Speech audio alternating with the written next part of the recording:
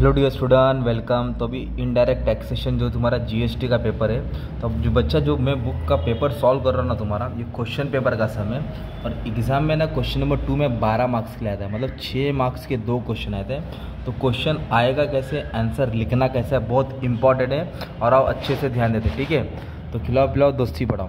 अब ये ब्लैक वाला क्वेश्चन पढ़ रहा हूँ आपके लिए, okay. Miss Gauri has receive a sum of 5 lakh. Gauri को 5 लाख मिला, काई के लिए मिला?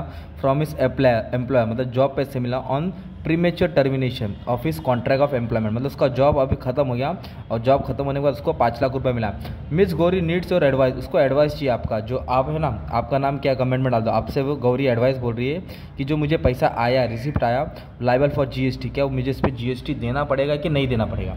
अब अपने को समझना है कि 5 लाख आया का termination of contract, okay, employment का। आप सुनो, as per the GST act, जो जीएसटी का रूल है, service provided by an employee to employer, है ना, जो सर्विस एम्प्लॉय देता है एम्प्लॉयर को in the course of employment, job के लिए, are not treated as supply, उसको सप्लाई में कंसिडर नहीं करे। कोई किसी लिए काम करता है वो जीएसटी में आता नहीं है, हैंस नॉट टैक्सेबल, इसलिए वो टैक्सेबल नहीं है।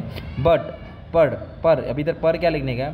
Termination compensation is taxable on is consideration. तो जो भी टर्मिनेशन पे कंपनसेशन मिलता है, मतलब जो भी जब बंदा जॉब छोड़ता है उसके ऊपर जो भी कंपनसेशन मिलता है, जो भी पैसा मिलता है, मुआवजा मिलता है, उस पर उसको मतलब इस टैक्सेबल एसेट इज कंसिडरेशन, क्योंकि वो पैसा मिला है इसलिए उस पर अभी क्या हो जाएगा, वो कंसिडरेशन है तो वो टैक्सेबल रहेगा।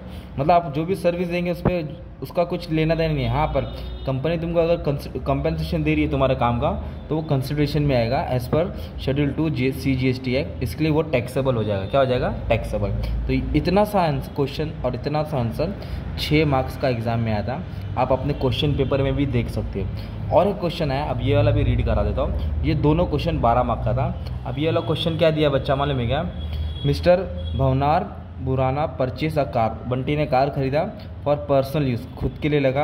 After a year sold it to a car dealer, dealer को बेच दिया, मतलब 1 साल चला है, मन भर गया, बेच दिया। Will the transaction be supply in terms of GST, क्या इसको जीएसटी में कंसिडर करेंगे?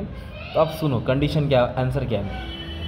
सप्लाई बाय एन इंडिविजुअल, जो भी सप्लाई करता है individual, not in course of business, मतलब बिजनेस के माध्यम से नहीं, बस ऐसे ही, इज नॉट ए सप्लाई, मतलब बिजनेस नहीं है, कभी कभार से जो चीज़ था घर पे वो जूना पुराना बेच दिया, तो it is not a supply under CGST and it is not taxable, क्योंकि उसने क्या क्या माल बेचा है, क्या क्या उसने माल बेचा है, पर वो बिज़नेस के तौर पे नहीं बेचा, जूनी थी, पुराना था, उसको बेच दिया OLX पे, तो उस पर GST लगेगा नहीं, क्योंकि वो सप्लाई नहीं है। तो अब क्या बोलने का था, ये 6 मार्क्स का आया और ये 6 मार्क्स का आया। अब क्वेश्चन पेपर देख लो, वही सब मैंने सॉल्व करा दिया, ओके। ये पूरे टेक्स्ट बुक में नहीं था बच्चा, आपको समझना है, कंडीशन बनाना और लिखना था, ओके। और बाकी जो भी क्वेश्चन पेपर का समय मैंने सॉल्व करके अपलोड कर दिया, अच्छे से देख लेना। Thank you very much and all the best. दुआ में याद रखना बच्चे लोग, ओके। Love you all.